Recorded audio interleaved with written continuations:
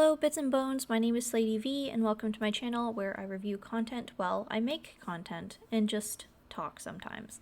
Today is one of those days. As you can see, or can't see, me specifically, wow, I'm articulate. I will be shifting my content away from in-person vlogs. You know, me, sitting in front of a pathetically small bookshelf and awkwardly trying to keep eye contact with the webcam.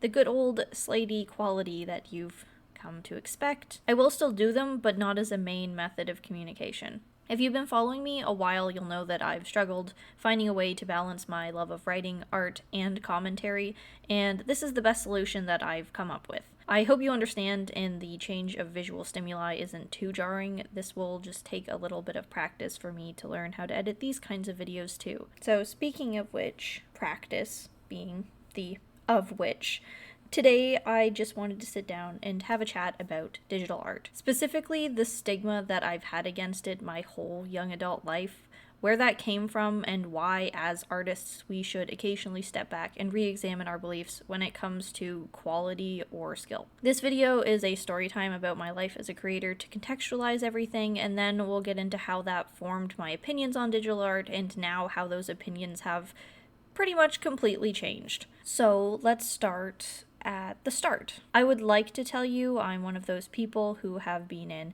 artist their whole life, or that I'm fully self-taught, because those are engaging buzzwords that make young artists feel like they can achieve anything. Unfortunately, that's not me. The truth is, I was and wasn't an artist my whole life. Same as my relationship with writing. As a child, I showed a great inclination to both of those skills. I seemed to pick them up without any difficulty. Because of that, as much as I loved engaging and consuming other people's art or writing, the task of making it myself felt a bit boring. Maybe boring is the wrong word. I didn't like practicing. I didn't practice. I went from drawing Pokemon with my mom when I was 6, straight through university, taking a major in fine arts, and I never once practiced art outside of my assignments. Every new kind of paint or media that I picked up, there was no hard learning curve for me to use it at skill level that would be called decent. And that's how I passed all my art courses. I did the minimum amount of effort, I got my A's, and I never really looked back. I'm not trying to say I'm a god or anything. I'm definitely barely what I would consider a good artist now that I'm here.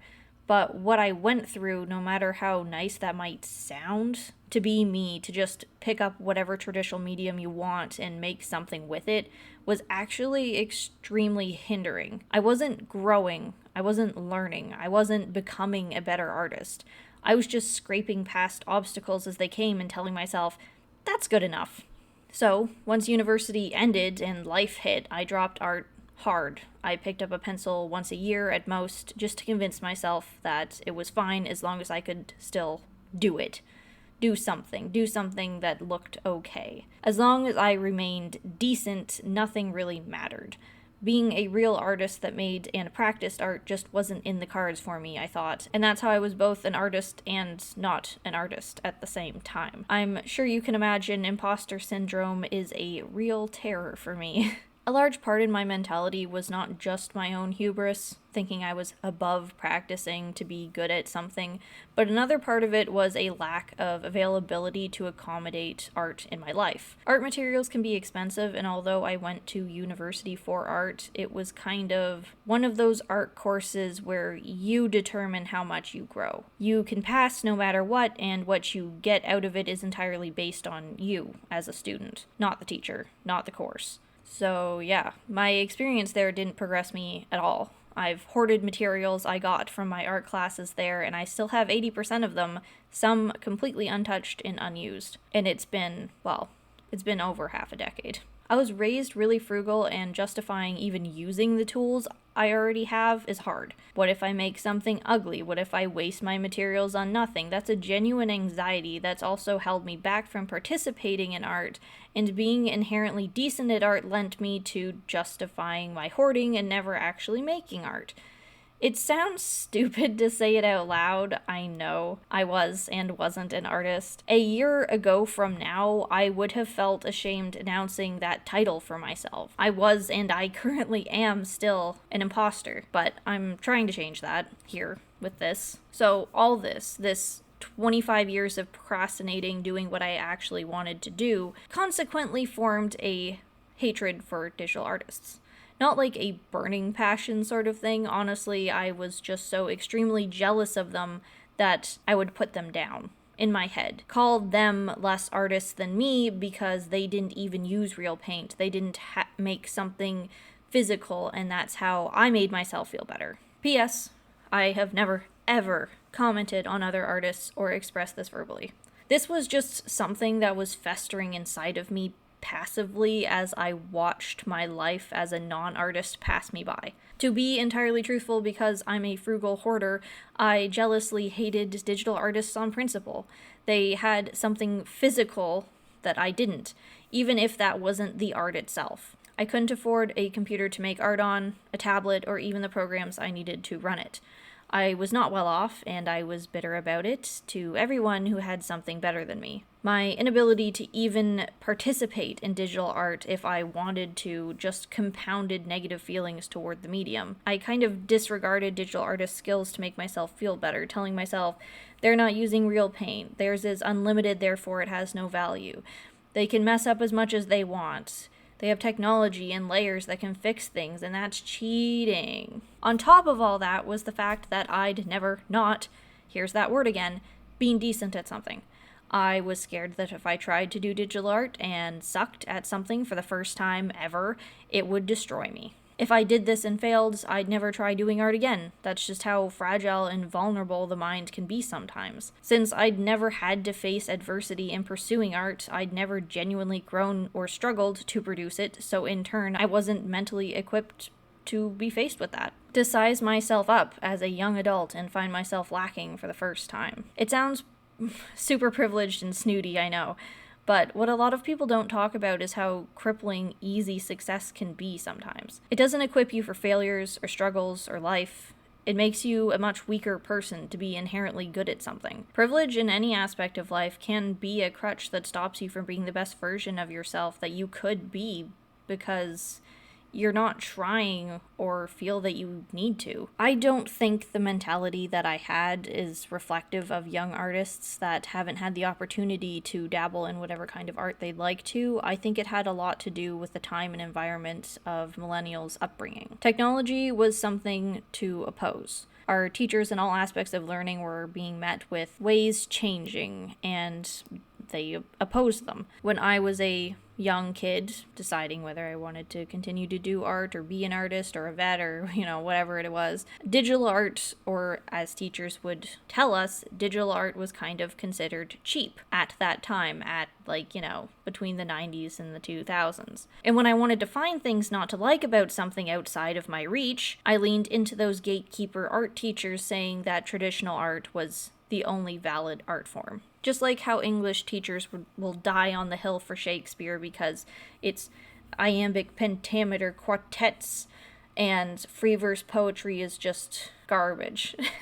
And we all know that there's plenty of merit in free verse poetry with today's new market for it. So, how did I overcome all this really tangled, self-justified reasons never to touch digital art? Well, 1, I grew as a person. Hindsight is always 20/20. Once I got out of the bit of a rut that I was in and I was able to see my stigma against digital art for what it was, jealousy, digital art is an easily accessible, tangible thing now. There's loads of printing services you can use, and getting your art online otherwise is just such a hassle. Whenever I did draw something in real life and wanted to upload it, the quality was completely lost. So then there was the other thing, did I have to start investing in better and better cameras? But it's not just the camera, it's the lighting that you need, the studio. It's just a lot of everything, and digital art started to make a whole lot of sense. My art just could not be the same, so it only made sense to go digital and upload it straight from the source. Second, digital art was becoming more of a one-time investment. You get a tablet, you make unlimited art, unlike traditional art supplies that always run out. Unless you hoard them, like me, obviously. Digital art isn't messy, you don't need a space to store your pieces, and the pros of digital art were always there, I was just unwilling to see them due to stigma, financial circumstances, and the overwhelming chance of failure. This story time Storytime had a couple functions. One, to call myself out and generally apologize for being so wrong about digital art, even if it was only something I manifested in my head. Two, I want to help any millennials with the same sort of artistic upbringing to understand that it's okay to change your opinion on art. Art is ever changing, just like you. Three, I'd also like to reach out to anyone who was sort of an artist, not artist like me. I know it's hard facing something that you might struggle at when you're not accustomed to it, but trust me, it's worth it. I know being an artist, not artist, isn't the most relatable thing in our community. Honestly, I haven't heard anybody else talk about it.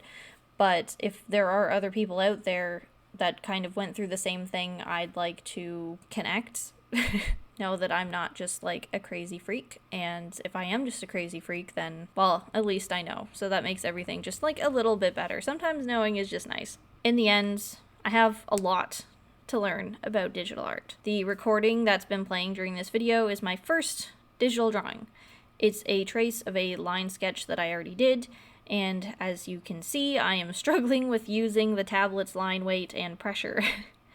I'm not using anything more in this than just the paintbrush and the eraser tool, and I'm already at my capacity. I don't like being this vulnerable. I don't think anyone really does. But I'm 26, and I want to go from being an artist, non-artist, to just calling myself an artist. A real artist, because I'm not perfect, but I am trying and struggling and improving, and that's what matters. I hope you enjoyed this story time. I hope you can relate to parts of it, or at least found it interesting that, you know, there's weird people out there like myself that just handicap themselves. Comment below with your artist journeys. How old were you when you finally called yourself an artist and felt normal about it? Overall, I'm just feeling a little bit fragile right now, opening myself up to criticism both in my past views and my art abilities, but I'm excited to continue with this. I hope that you follow me on my journey. Thank you so much for watching. If you want to support me, I've got links in the description below, and I will see you in the next video. Bye.